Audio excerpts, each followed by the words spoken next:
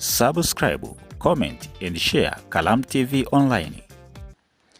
Kufuatia taarifa iliyotolewa na Rita ikihusu kanisa la Waadventista wa Sabato, hatimaye kanisa hilo Tanzania limetoa taarifa kwa umma. Na nukuu taarifa yake. Uongozi wa kanisa la Waadventista wa Sabato Tanzania unapenda kutoa ufafanuzi kufuatia taarifa iliyosambazwa na vyombo vya habari kuhusu bodi ya wadhamini wa kanisa yenye kichwa cha habari kisemacho bodi ya wadhamini ya kanisa la Waadventista wa Sabato yavunjwa kwa tuhuma za ubadhilifu. Bodi inayotajwa katika taarifa hiyo iliteuliwa rasmi tarehe 12 Oktoba 2023 na tangu uteuzi wake imekuwa ikitekeleza majukumu yake kwa mujibu wa sheria za nchi na taratibu za kanisa.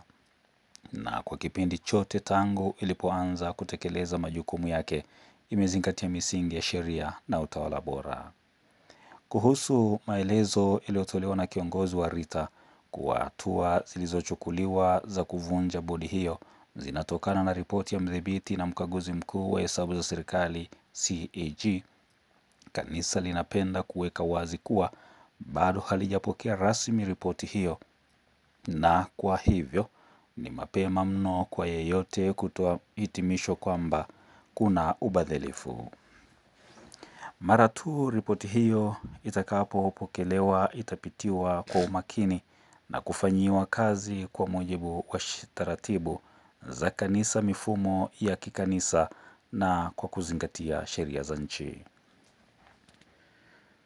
Uongozi wa kanisa la Waadventista wa Sabato Tanzania unasikitishwa na namna habari hiyo ilivyotolewa kwa kuegemea upande mmoja bila kuzingatia mizania ya taarifa kwa kusikiliza maelezo ya kanisa.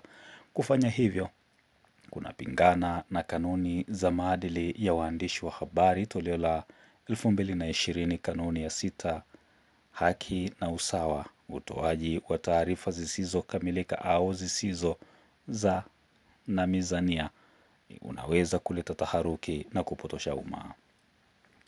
Uongozi wa kanisa la Waadventisti wa Sabato katika unenio zote mbele bado upo na unaendelea kusimamia misingi ya uwazi, uwajibikaji na uaminifu, na unawahakikishia waumini wake kuwa taasisi yao iko imara na inaendeshwa kwa kufuata sheria na taratibu zake. Kwa sasa uongozi unawaomba waumini wetu wote kwa watulivu waendelee na kazi ya Mungu kwa uaminifu na kuendelea kuliombea kanisa na taifa. Imetolewa na uongozi wa kanisa la Waadventista wa Sabato Tanzania. Mwisho wa kunukuu taarifa kwa waumini kutoka kanisa la Waadventista wa Sabato Tanzania. Endelea kufuatilia YouTube channel yetu ya Kalamu TV.